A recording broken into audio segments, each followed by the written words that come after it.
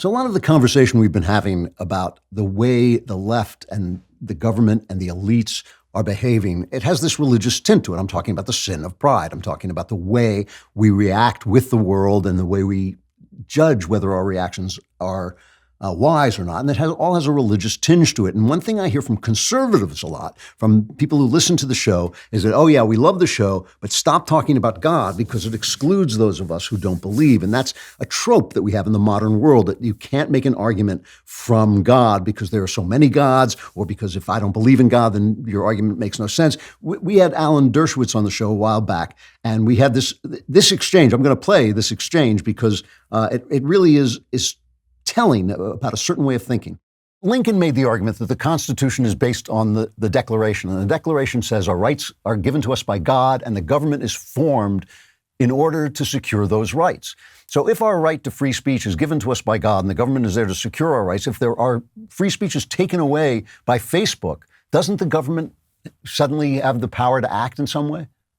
I don't think I've ever said this before, but Abraham Lincoln was wrong. All right. Not the Bill of Rights. The Bill of Rights was a lawless, revolutionary document, which of course had to rely on God because they didn't have law on their side. Then they passed the Constitution. There's no God in the Constitution. It's all about law. I don't think you can derive rights from God because there are too many gods. There are too many interpreters of gods. There are too many ways in which God has been misused. I just think you have to be more of a textualist.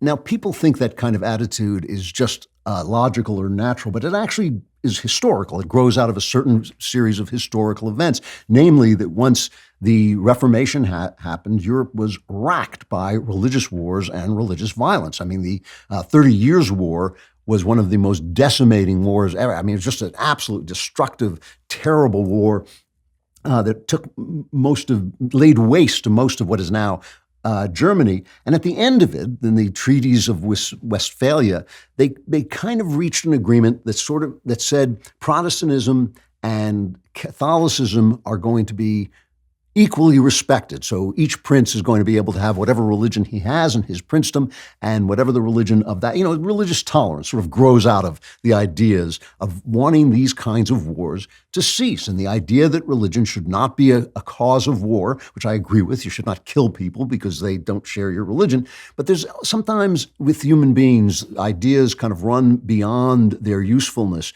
to something that may not be as logical. The side effect of religious tolerance is the idea that religion isn't worth, if religion isn't worth fighting over, well, then it certainly isn't worth arguing about, and therefore it isn't worth talking about because it has no legitimate role in the battle of ideas. To put it another way, you can't win an argument by saying God said so, because whose God is it and how do I know he said so? That's a historical inheritance that we have. And I think there's something wrong with that attitude logically. And I'm not saying it may be fine, it may be a good way to run a country, but logically it makes no sense. And if you just reverse it a little bit, you can start to see why it doesn't make sense. If we don't accept the premises that come from our shared culture, a culture which was the creation of Christianity. This is the culture formerly known as Christendom. It was created by Christianity. It is infused with Christianity. And if you don't accept those premises and share those premises, then we can't discuss things, because Alan Dershowitz may believe that you can't derive rights from God, but I would argue that you can't derive rights from anything else. And listen, does anyone really believe that morality is relative, that it's a product of evolution or history, that, if everybody in the world agreed that it was fine to kill your children or kill your neighbor's children and eat them for supper, then it would suddenly be fine to do that? No, I don't think anybody really believes that. You can argue that in philosophy class, but nobody in his heart believes that's true unless he happens to be a psychopathic killer. And that idea that there are certain ways that we should treat one another, a lot of them derive from what I call, and have spoken about before on the show, the great speculation. The great speculation is that your inner life is as valuable to you as my inner life is to me, and both are equally valuable to God. That is the great speculation. So not only do each of us have an inner life worth having to ourselves, but there is an objective observer, God, who says, yes, I created you. You're created in my image. Your inner life matters to me, and it is equally important whether it is the creative life of a rich man or a poor man, the creative life of a genius or a fool. Doesn't matter. that life is important. And we all have been brought up and raised into believing this by our culture, which was created by Christianity. It's one of the reasons why I always wonder at leftists. I kind of laugh at them when they talk about racism with such seriousness and such determination, and then they become racist. That doesn't surprise me at all, because why were they against racism to begin with? Why would anybody be against racism? What's wrong with racism? If I'm a white guy and I outnumber the black guys, why shouldn't I defend white people? I don't do it because of the great speculation. I don't do it because I know the black guy across from me is just as important to himself as I am to me, and both of us are equally important to God. That's why I don't believe in racism, why I strongly oppose racism. I have no idea why the left opposes racism, and neither do they. That is why they can now sit around and talk about whiteness, and white people are this and white people are that. And yes, I'm going to appoint a Supreme Court justice, and the most important thing about him is going to be a woman and a black. And that's why they can say that, because they have no reason, they have no logic to why they believe that racism is bad. Now, there's a wonderful passage that I think about all the time in the Bible, in the Gospels. The first, and not the Gospels, the epistles. It's the first epistle of John. He says, "No one has ever seen God. No one has ever seen God. But if we love one another, God lives in us, and his love is made complete in us." In other words, we are representatives of God, and we can relate to God by relating to one another in love. And nobody knows who wrote the first epistle of John, but traditionally it's believed that it is connected to the Gospel of John. Many scholars say that's not true, but I've read a lot of these scholars and I don't really respect their logic all that much. But I don't know. I'm not a scholar of the New Testament, but the tradition is that it comes from the same gospel that begins by saying, "The Word was made flesh and dwelt among us." The great speculation, the idea that we are equally important to God, derives from that idea. It derives from the idea that the Word is made flesh, that we who are made in God's image represent some aspect of the spiritual world. We can't see God, but we can see each other, and the way we treat each other is a statement we make about God. And that means, we were talking about when we see the world rightly, right, as opposed to when we don't see the world rightly, when we cling to our delusions because of pride. When we see the world rightly instead of wrongly, when we abandon our pride and let consequences and fact correct our inner experience, that we can trust that we were made by God to see the world rightly, and things start to work out. In other words, we can trust ourselves to be a kind of machine that can find, when we talk about somebody being deluded, right, that means that somebody could not be deluded, because somebody could get it right. Now, what happens when we take that away? When we take that away, here's a terrific philosopher, I believe a Catholic philosopher, French philosopher, named René Girard. Here's what he said about when you take away that trust that our moral lives, our moral opinions, our moral feelings are somehow related to God, and we can get those moral opinions right. He said, once we are deprived of transcendental guideposts, supernatural guideposts, we must trust our subjective experience. Whether we like it or not, we are little Cartesian gods with no fixed reference and no certainty outside of ourselves, right? We only know what we feel, right? And since modern man has no way of knowing what is going on beyond himself, since he cannot know everything, he becomes lost in a world as vast and technically complex as ours if he has no one to guide him. He no longer relies on priests and philosophers, of course, but he must rely on many other people nevertheless, more people than ever. As a matter of fact, they are the experts, the people more competent than we are in innumerable fields of endeavor. Without faith that we are descended from God, made in God's image, and that we live in a moral universe that we can suss out. We may not get it right all the time. We may get it wrong, but when we get it wrong, there are consequences, and therefore we can adjust and get it right if we lay our pride aside.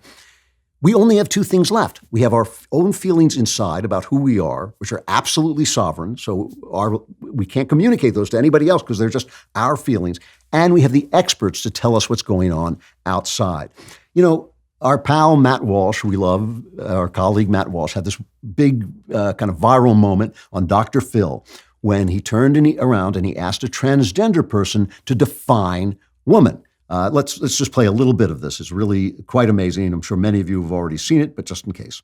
You stood up here and said trans women are women. Yes. Tell me what you mean. What is a woman? Womanhood is something that, just as Ethan explained, I cannot define because I am not myself. But you used the word, so what did you mean when you said trans women are women if you don't know what it means? Right. So here's the thing. So I do not define what a woman is because I do not identify as a woman. Womanhood is something that is an umbrella term. It includes people That who describes what? identify as a woman. Identify as what? As a woman. What is that? Was to each their own.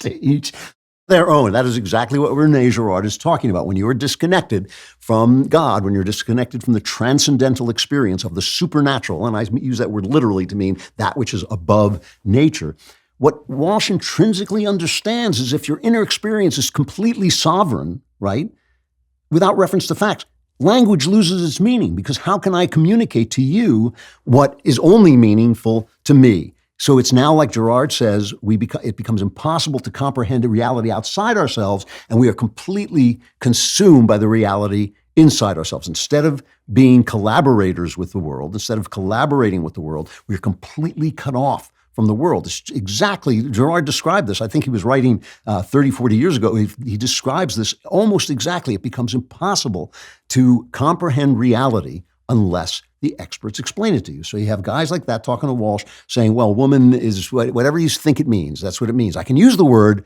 but you can't define it. I can use the word, but you can't define it. So ideas mean nothing. Words mean nothing. There's absolutely no chance of communicating my inner reality to your inner reality, right? The arts can't mean anything. We kind of live in a world like that Hideous Strength, that C.S. Lewis novel I was talking about, where they put him in a place where the art is all kind of abstract and absurd because they're trying to teach him that his experience of life means nothing. His idea of love means nothing. Only the objective reality means something. Now, that objective reality is very complex and can only be explained to you by the experts. So on the one hand, you can say that I've magically turned into a woman, except you can't define woman because woman has no meaning, because it only means what it means to me. But on the other hand, you can't leave the house until Anthony Fauci tells you it's safe to do it. You can't go out without a mask until Anthony Fauci says it's safe to do it, right? The reason I talk about God and the reason I talk about in religious terms is not just because I believe, because I could easily say, as so many people do say in the West, I believe, but that's just me. It's my faith tradition. It's my faith tradition. But no, I don't say that to you. I say that I have faith in something that makes sense of everything I see in front of me and everything I believe and all the things that you're talking about. The fact is, Alan Dershowitz, God love him, I'm not attacking the man. I'm just saying, when he says you can't derive rights from God, I say you can't derive rights from anything else, and yet people have rights. And we know this through the Great Speculation, and the Great Speculation depends upon that element of God confirming that, yes, your inner life is equally important to mine. This is no way around it. We can't talk about God. If we can't talk about God, we actually can't talk about anything. We can't talk about any of the things that matter to us. I know people say they can. I know people think they can. They think that eventually evolution is going to explain it all and brain science is going to explain it all. And you always notice scientists are saying eventually we're going to explain it all, but they never get there, and they always change the rules as they go along because you can't do it. It is not possible. If there is no God, everything we are doing is absurd. Every value we have is a fiction. But I would say that fictions describe indescribable truths, and that's what makes them powerful fictions, like the story that that we were made in God's image, like the story that we have rights, like the story that love is better than hatred. Those are stories we tell, but those are stories that describe the truth. In order to trust in God, we have to set aside our pride and understand that we are dependent on him for all the things we love, for all the things that matter to us. And that's why I'm not going to stop talking about God. You just have to understand the way I'm talking about him is as the founder of all human values and all human experience. Hope you enjoyed this content. If you do, like it and subscribe to the Andrew Klavan podcast, wherever you listen to podcasts.